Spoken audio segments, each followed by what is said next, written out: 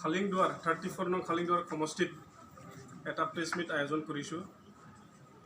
এই press মিটটো specially আমাৰ BTCত বিগত সময়ছোৱাত যি এপইণ্টমেণ্টৰ কেলেংকাৰী সেইটো আমি তথ্য সহকাৰী দাঙি ধৰিব বিচাৰিছোঁ। স্পেচিয়েলি বনজাৰ দিমাৰী তেতিয়া তেখেতে যেতিয়া BTC আছিলে, আজিতো BTC চৰকাৰ নাই, তেতিয়া ফুড এণ্ড চিভিল ছাপ্লাই ডিপাৰ্টমেণ্টৰ তেখেতে EM আছিলে। তেখেতৰ সময়ত ইলেকশ্যনৰ আগত মানে 13 তাৰিখত আৰু কি মাৰ্চৰ তেখেতে এপইণ্টমেণ্ট দিছে 20 জন, তাৰে জুনিয়ৰ এছিষ্টেণ্ট আছিলে 14 জন, LDA 6 জন, তাৰে ভিতৰত ওদালগুৰিৰ 3 জন, কোকৰাঝাৰৰ 10 জন, চিৰাঙৰ 7 জন।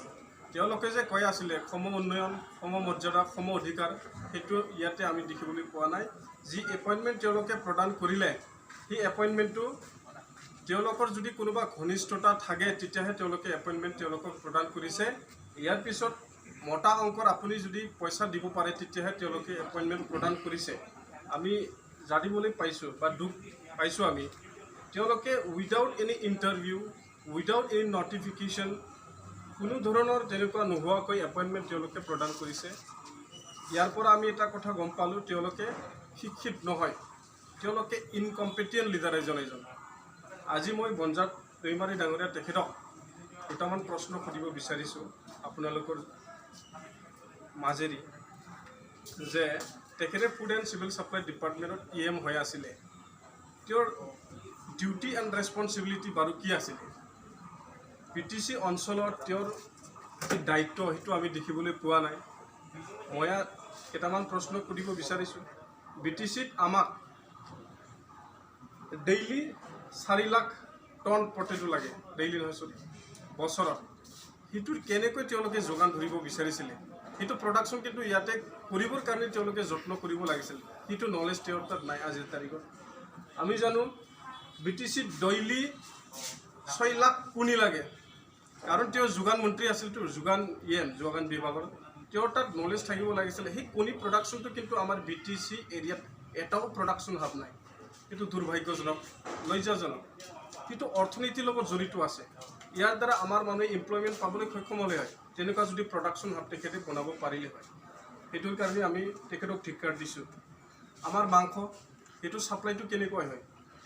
আমাক ডেইলি ইয়াৰলি এজনৰ 5.5 কিলো মাংস খাবলৈ পাব লাগে, সেইমতে কিন্তু আসামত প্ৰডাকশ্যন হয় 1.9। সেই বস্তুটো বাহিৰৰ পৰা আহি আছে। আমি BTC হিচাপে, BTC বাকী হিচাপে BTC অঞ্চলত প্ৰডাকশ্যন কেনেকৈ কৰিব পাৰিলেহেঁতেন, সেইটো তেওঁলোকে কেতিয়াও চিন্তা নকৰিলে। সেইটো দুখজনক কথা, লাজ লগা কথা। মানে পলিচি মেকিং তেওঁলোকৰ তাত একেবাৰে নাই। আজি আমি দুখ পাইছোঁ, এবাৰ নহয়, দুবাৰ নহয়, 3বাৰ আপোনালোকে খালিংদুৱাৰ বাকীয়ে, সমষ্টি বাকীয়ে বনজাৰক যে জিকাই লৈ গৈ আছে আপোনালোকে, সেইটো লজ্জাজনক কথা, আমাৰ কাৰণে দুখ লগা কথা। যেনেকুৱা এটা কথাষাৰ আছে, বান্দৰক আপুনি যিমান সোণা গহনা পিন্ধালিও তেখেতে কিন্তু এই সোণাৰ, হীৰাৰ, গহনাৰ একো মূল্য বুজি নাপায়। ঠিক তেনেকুৱা তেওঁলোকৰ চৰিত্ৰটো আজি তেনেকুৱা। তেওঁলোকৰ পাৱাৰৰ বিষয়ে তেওঁলোকে নাজানে, তেওঁলোকে নিজৰ ৰেছপনচিবিলিটিৰ বিষয়ে নাজানে, তেওঁলোকে নিজৰ দায়িত্বৰ বিষয়ে একোৱেই নাজানে।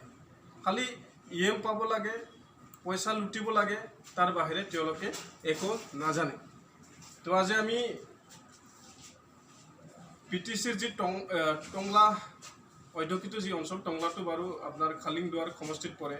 খালিংদুৱাৰ বাকীক মই অনুৰোধ জনাব বিচাৰিছোঁ যে আপোনালোকে নতুন চিন্তা কৰিব লাগিব, কিয়নো বনজাৰ নিচিনা মানুহৰ তলত আপোনালোকে থাকি থকাটো দুৰ্ভাগ্যজনক কথা। তেওঁলোকে ভাল মানুহ নহয়, শিক্ষিত মানুহ নহয়, সমাজখন কেনেকৈ গঢ়িব লাগে, দেশ কেনেকৈ গঢ়িব লাগে নাজানে তেওঁলোকে। আমি জানো ডেমক্ৰেচি যদি ভালদৰে চলিব লাগে, 4টা স্তম্ভ ভালদৰে চলিব লাগিব। 1 নম্বৰ হ'ল লেজিসলেচাৰ। আমাৰ ইয়াতে যোনবিলাক লেজিসলেচাৰ হয় শিক্ষিত নহয়। 2 নম্বৰত ব্যুৰক্ৰেচি, 3 নম্বৰত আমাৰ জুডিচিয়াৰী, 4 নম্বৰত আপোনালোকে যেনিবা মিডিয়া। 1 নম্বৰ যাক বুলি কওঁ আমি, আজি যে লেজিসলেচাৰে ঠিক কৰিব আমি কেনেকুৱা পানী খাম, আমি কেনেকৈ পঢ়িবলৈ পাম, আমাৰ ৰাস্তা ঘাট কেনেকুৱা হ'ব, আমি কিদৰে ভাত খাম, এই পৰিকল্পনাবিলাক তেওঁলোকে কৰিব লাগে। তেওঁলোকে কৰে, তেওঁলোকৰ তাত দায়িত্ব আছে। কিয়নো ৰাজনীতি মানে কি? ৰাজ্য চলোৱাৰ কাৰণে নীতি বনোৱা, ৰাজ্য চলাবৰ কাৰণে তেওঁলোকে নীতি বনাব লাগে আজিৰ তাৰিখত। কিন্তু ৰাজনীতি মানে তেওঁলোকে নাজানে। ৰাজনীতি মানে কি? ৰাজনীতি বুলি ক'লে তেওঁলোকে খালি ভাবে ঠগ প্ৰবঞ্চনা কৰি পেলাই মানুহ মাৰি হ'লেও তেওঁলোকে পাৱাৰত আহিব লাগে সেই বস্তুটোকে তেওঁলোকে জানে বাকী ইয়াৰ বিষয়ে তেওঁলোকে একোৱেই নাজানে তো ইয়াৰ কাৰণে এতিয়া সময় হৈছে UPPLে ভাল শাসন আপোনালোকক দিব বিচাৰিছে প্ৰমোদ বড়ো ডাঙৰীয়া তেখেতৰ নেতৃত্বত যে ভাল এখন চৰকাৰ আহিব নিশ্চিন্ত হৈ পৰিছে ইয়াৰ কাৰণে আপোনালোকক বা এই সমষ্টিবাসীক UPPLক দলে বলে যোগদান দিবলৈ মই অনুৰোধ জনাইছোঁ ইয়াৰ পিছত মই যি স্কেম কথা কৈছিলোঁ এই এপইণ্টমেণ্ট স্কেম ইয়াৰ তথ্যটো মই ক'লোঁ স্পেচিয়েলি মই দুজন নাম ক'ব বিচাৰিছোঁ খালি টংলাবাসীত মানে আপোনাৰ সমষ্টিৰ পৰা ইয়াতে খালি এজনহে আপোনালোকে পাবলৈ সক্ষম হৈছে অতি লাজ লগা কথা সমষ্টি হিচাপে যদি বনজাৰে পাৱাৰত আছে তেখেতে ইয়াতে চাকৰি বহুত মানুহ প্ৰদান কৰিব লাগিছিলে টংলা ইয়াতে আপোনাৰ এজনহে মাত্ৰ পাইছে সমষ্টি হিচাপে নিভাৰাণী ভট্টাচাৰ্য দতাৰপ সূৰ্যকান্ত ভট্টাচাৰ্য ৱাৰ্ড নং 2 টংলা তেখেতৰ যদি তেখেতে ঘনিষ্ঠতা আছে এখেতৰ এপইণ্টমেণ্ট কোনটো ডিপাৰ্টমেণ্ট পালে আৰু কেনেকৈ পালে food and civil supply department তেওঁ পইচা দি পালে লৈছে কোনো ইয়াতে ইণ্টাৰভিউ হোৱা নাই কি বস্তুৰ কাৰণে দিছে এইটো জুনিয়ৰ এছিষ্টেণ্ট পষ্টৰ কাৰণে তেওঁ দিছে খালি আপোনালোকৰ সমষ্টিত এজন ইএম আছিলে কিন্তু বহুত আপোনালোকে পষ্ট পাব লাগিছিলে আপোনালোকৰ সমষ্টিৰ মানুহ তেওঁক যে জিকাই আছে দুৰ্ভাগ্যজনক তেখেতে একো কাম কৰিব নোৱাৰে ইয়াৰ পিছত তেখেতে দিছে খৈৰাবাৰী সমষ্টিৰ এজন দিছে সোণেশ্বৰ বসুমতাৰীৰ ঘৰৰ সম্পৰ্কীয় তেজৰ সম্পৰ্ক থকা নেলচন বসুমতাৰী দেউতাৰ নাম ডম্বৰুধৰ বসুমতাৰী গাঁৱটো আমাৰ এই জালুকবাৰীৰ ওচৰত তাৰ লজ্জাজনক কথা ভতিজা হয় সোণেশ্বৰ বসুমতাৰী এক্সবিলিটি আছিলে হাগ্ৰামৰ ঘনিষ্ঠতা থকাৰ কাৰণে তেওঁলোকে চাকৰি পাইছে আন কোনো মানুহে BTEDত চাকৰি নাপায়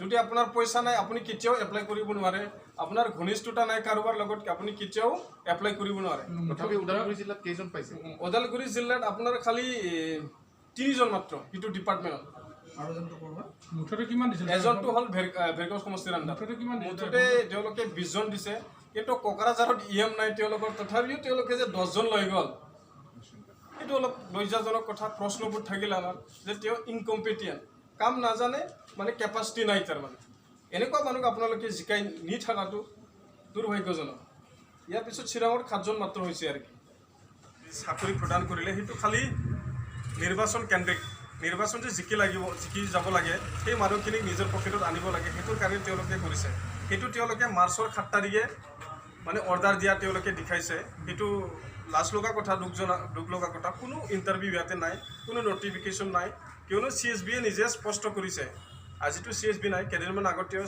চেয়াৰমেনে নিজে স্পষ্ট কৰিছে যে ইয়াতে কোনো ধৰণৰ এপইণ্টমেণ্ট দিয়া হোৱা নাই কোনো ধৰণৰ ইণ্টাৰভিউ আমি পাতিবলৈ পোৱা নাই সেইটো তেওঁলোকে কি কৰিব ইলেকশ্যন জিকাৰ পিছত আমি চাকৰিটো ঠিক কৰিম বুলি পেলাই এডভান্সকৈ দি লৈছিল বিগত সময়ছোৱাত যি 15 বছৰ তেওঁলোকে তেনেকৈ কৰি আহি আছে তেওঁলোকে ভাবে যে আমি পাৱাৰত আহিম হিমতে আমি ঠিক কৰি থম পিছত বেক ডেটত ঠিক কৰিম বুলি পেলাই তেওঁলোকে ভাবে ঠিক তেনেকৈ কৰিছে তেওঁলোকে কিমান দিছিল এপইণ্টমেণ্ট তেওঁলোকে ফুড এণ্ড চিভিল ছাপ্লাই ডিপাৰ্টমেণ্টত 20 জন দিছে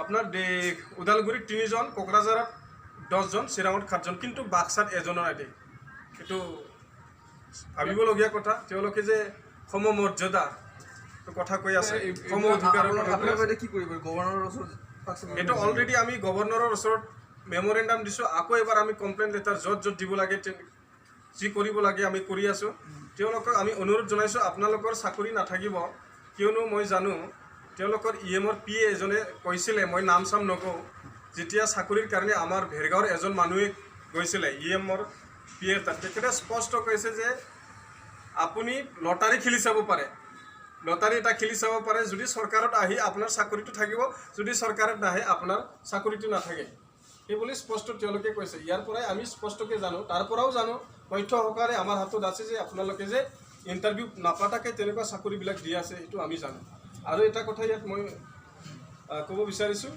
যোনবিলাকে শ্বহীদ পৰিয়ালৰ ফেমিলিৰ চাকৰি লৈছে তেওঁলোকৰতো কিন্তু আমি চাম তেওঁলোকৰ কাৰণে স্পেচিয়েলি কিয়নো BTR নতুন এগ্ৰিমেণ্ট হ'ল বা যি BTC হৈছিলে তেওঁলোকৰ অৱদান আছে সেইটোৰ কাৰণে আমি এইটো নয় কৰিব নোৱাৰোঁ সেইটোৰ কাৰণে আপোনালোকক অৱগত কৰিছোঁ আৰু কি আপোনালোকৰ মাধ্যমেদি আমি গভৰ্ণৰক লিখিছোঁ অলৰেডি ইয়াৰ আগতেও মই ফুড এণ্ড চিভিল ছাপ্লাই ডিপাৰ্টমেণ্টৰ কেছ দিছিলোঁ বনজাৰ দৈমাৰী তেখেতে EM নাছিলে অলপ পাইছে আৰু লমচৰ দৈমাৰী তেখেতে আছিলে আকৌ এবাৰ মই কমপ্লেইন লেটাৰ ইয়াৰ ওপৰত কেছ দিম আমি আপোনাৰ গভৰ্ণমেণ্ট আহিলে আপোনালোকক চেলেঞ্জ কৰিব সেইটোতো চেলেঞ্জ কৰিব লাগিব কিয়নো আমি ন্যায় পাব লাগিব ইনজাষ্টিছ ইয়াতে হৈ আছে লাখ লাখ মানুহ ইয়াতে ইনজাষ্টিছ হৈ আছে ইয়াৰ কাৰণে আমি নিশ্চয় সেইটো চৰকাৰত যদি আহে আমি তাৰ ওপৰত তদন্ত কৰিম